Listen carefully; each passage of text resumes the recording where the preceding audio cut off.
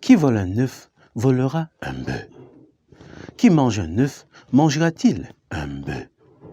L'œuf sort de la poule de l'œuf.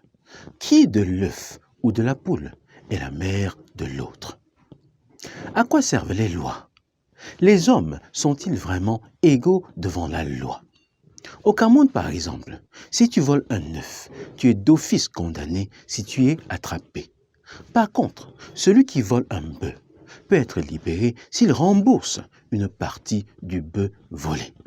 Glencore, le géant suisse du négoce international, a récemment avoué avoir pendant des années obtenu des contrats miniers grâce à la corruption, notamment au Cameroun, au Nigeria, en RDC, en Côte d'Ivoire. Pour continuer à opérer dans les pays victimes, Glencore a accepté de verser au Trésor américain plus de 1,5 milliard de dollars, alors que les crimes ont été perpétrés très loin, oui, très loin du territoire américain. Glencore, la corruption est-elle une malédiction en Afrique?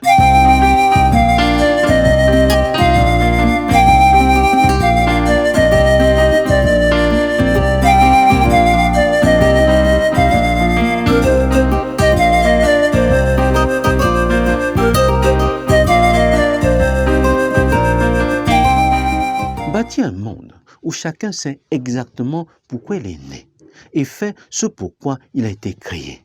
Voilà notre objectif. Un monde où chacun est une solution et non un problème. Voilà notre rêve commun. Abonne-toi à cette chaîne si tu es nouveau et bienvenue à bord. La raison pour laquelle tu fais quelque chose est plus importante que ce que tu fais. Le mobile qui a guidé à la création d'une société est plus importante que les services rendus par la société. 1974, l'Américain Mark Rich, trader de matières premières, crée Mark Rich & Co. En quelques années, cette entreprise devient un des leaders mondiaux du négoce. Mark Rich & Co a un secret, sa marge sur les profits et sa capacité à se mettre en marge des lois des pays dans lesquels il opère. Entre 1979 et 1981, Mark Rich & Co vend le pétrole iranien, alors que l'Iran est sous embargo international. Il devient alors l'homme le plus recherché par le FBI. Il trouve refuge en Suisse, car jusqu'en 2002, la Suisse n'est pas membre de l'ONU. Les entreprises basées en Suisse ne sont pas obligées de respecter l'embargo international. Mark Rich & Co en profite pour vendre non seulement le pétrole iranien à l'Afrique du Sud, mais aussi celui de l'URSS. En 1994, Mark Rich & Co devient Glencore. Glencore est présent dans 41 pays. 131 filiales, avec plus de 180 000 employés à travers le monde.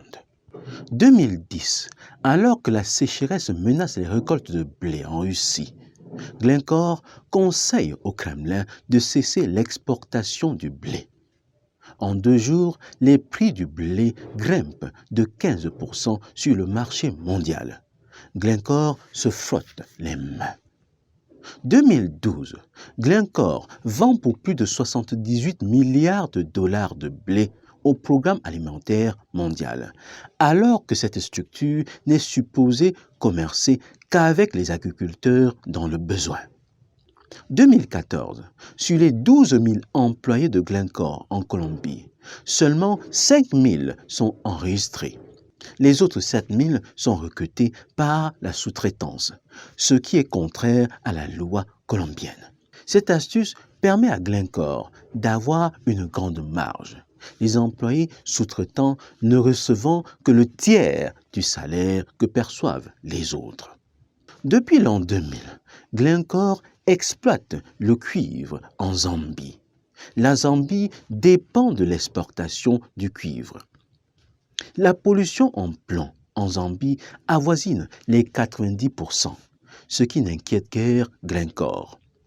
En 2015, pour faire face à la baisse du prix du cuivre sur le marché mondial, Glencore décide de fermer pendant des mois les mines de cuivre en Zambie, alors que le pays dépend de l'exportation de ce minerai. 2019, Glencore obtient une autorisation spéciale de la part des autorités camerounaises pour exploiter les hydrocarbures dans un périmètre de 70 km² pendant 20 ans. Les actifs du géant suisse s'élèvent à 75% contre 25% à la SNH.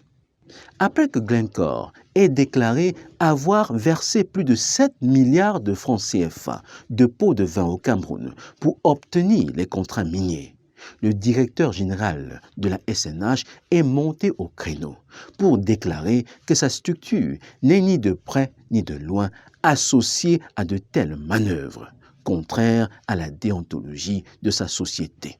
Comme pour dire que les autorités camerounaises ne sont pas du tout corrompues, même si le Cameroun a plusieurs fois été champion du monde de la corruption. En effet, les pots de vin n'auraient pas été versés aux autorités camerounaises, mais plutôt à celles du Wonderful Kistan. Allez y comprendre quelque chose.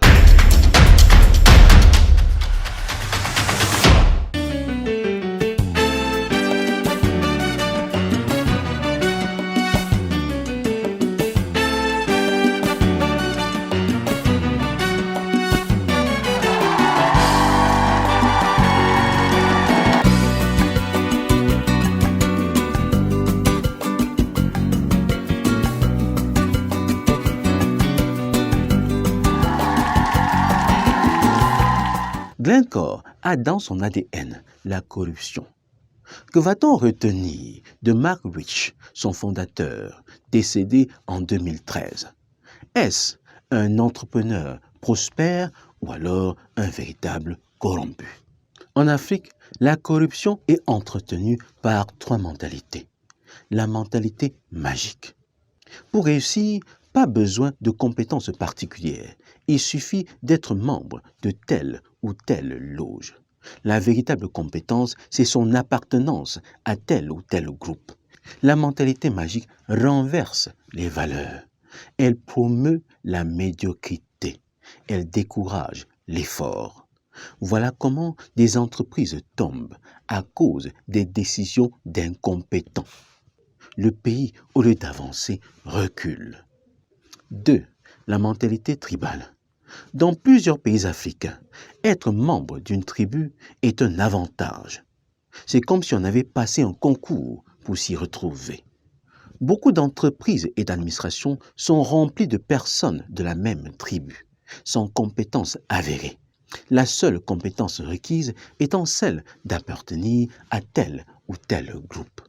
La mentalité tribale encourage la haine, les querelles, les rancœurs, alors qu'officiellement, le vivre ensemble est promu.